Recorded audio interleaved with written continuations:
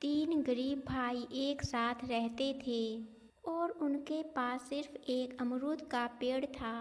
वे उसकी बहुत देखभाल करते थे और हर दिन तीनों में से एक पेड़ की रखवाली करता था, जबकि बाकी घर से बाहर जाते थे। एक दिन भगवान ने एक देवदूत को यह देखने के लिए भेजा कि ये गरीब भाई कैसे रहते हैं, और उसे आदेश दिया कि अगर वह उनका जीवन बहुत दुखी पाता है तो वह उनकी मदद करे। जब देवदूत धरती पर आया तो उसने एक भिखारी का रूप धारण किया। अमरूद के पेड़ के पास गया और बड़े भाई को पाया। उसने उससे एक फल का टुकड़ा देने के लिए कहा। भाई ने कुछ फल तोड़े उन्हें भिखारी को दे दिया और कहा, ये फल मेरे हिस्से से ले लो, क्योंकि मैं तुम्हें अपने भाइयों के हिस्सों से नहीं दे सकता। देवदूत ने आदमी को धन्यवाद दिया और चला गया। दूसरे दिन की सुबह दूसरा भाई पेड़ की रखवाली करने के लिए रुका। देवदूत फिर आया, उससे फल मांगे। आदमी ने कुछ फल लिए और उन्हें देवदूत को देते हुए कहा, ये मेरे हिस्से से ले लो, लेकिन मैं तुम्हें अपने भाइयों के हिस्से से देने की हिम्मत नहीं कर सकता। तीसरे दिन सबसे छोटा भाई पेड़ के साथ घर पर ही रहा। देवदूत पिछले 2 दिनों की तरह आया और कुछ फल मांगे। सबसे छोटे भाई ने उसे अपने हिस्से से फल दिए और अपने भाइयों के हिस्सों को नहीं छुआ। देवदूत फिर से प्रकट हुआ, लेकिन एक साधु के रूप में, और तीनों भाइयों के घर गया।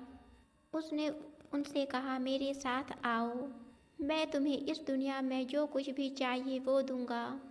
तीनों भाई साधु के पीछे पीछे तब तक चले जब तक वे एक नाले तक नहीं पहुंच गए। देवदूत ने सबसे बड़े भाई से कहा, मांगो और इच्छा करो। आदमी ने कहा, मुझे उम्मीद है कि यह नाला शराब में बदल जाएगा और यह शराब मेरी होगी।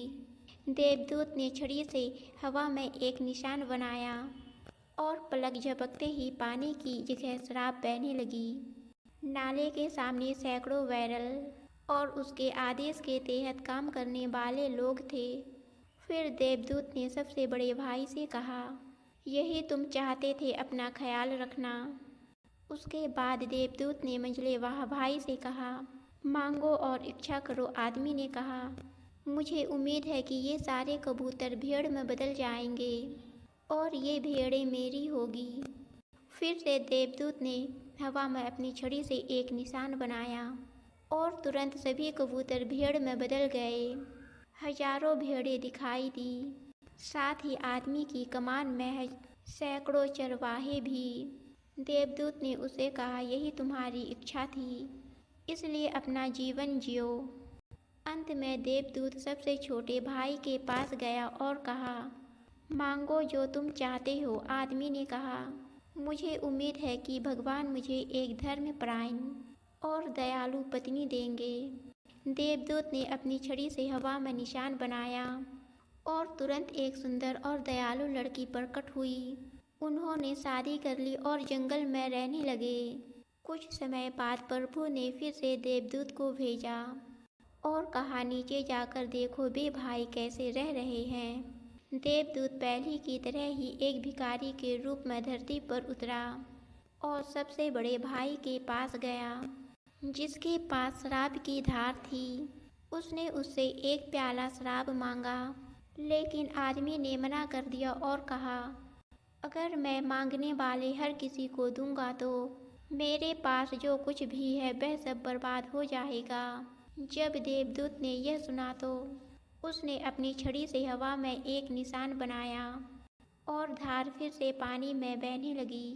देवदूत ने सबसे बड़े भाई से कहा, यह तुम्हारा नहीं था, अब अमरूद के पेड़ की रखवाली करने के लिए वापस जाओ। फिर देवदूत मंझले भाई के पास गया, जो भेड़ों से भरे खेत का मालिक था। उसने उससे मांस का एक टुकड़ा मांगा, क्योंकि वह भूखा था। लेकिन आदमी ने मना कर दिया और कहा, अगर मैं सभी को मांस का एक टुकड़ा दे दूं तो मेरे पास कुछ भी नहीं बचेगा।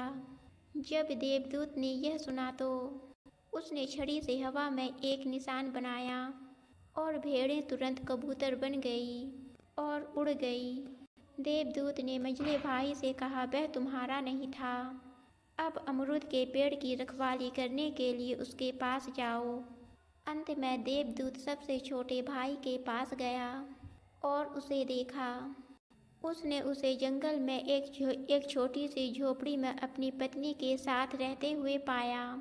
देवदूत ने उनसे कहा, वह एक लंबी यात्रा से आया है और उनसे विनती की कि वे उसे उनके साथ रात बिताने की अनुमति दे। दंपति ने अतिथि का स्वागत किया। दंपति ने अतिथि का स्वागत किया और आदमी ने कहा, मैं आपसे क्षमा चाहता हूँ क्योंकि हम बहुत गरीब हैं और आपकी ठीक से सेवा नहीं कर सकते। देवदूत ने कहा, तुम्हारे पास जो कुछ भी है मैं उससे संतुष्ट। ने अपनी पत्नी से अतिथि के लिए एक रोटी और एक कटोरा पानी तैयार करने के लिए कहा। इसके तुरंत बाद दंपति ने देवदूत के सामने रोटी और एक कटोरा पानी रख दिया। दंपति की उदारता के कारण देवदूत बहुत खुश हुआ।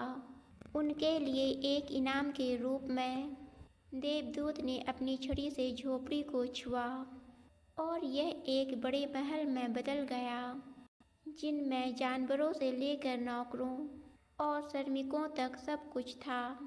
देवदूत ने छोटे भाई और उसकी पत्नी को आशीर्वाद दिया और चला गया। दंपति अपने जीवन के बाकी समय खुशी से रहे।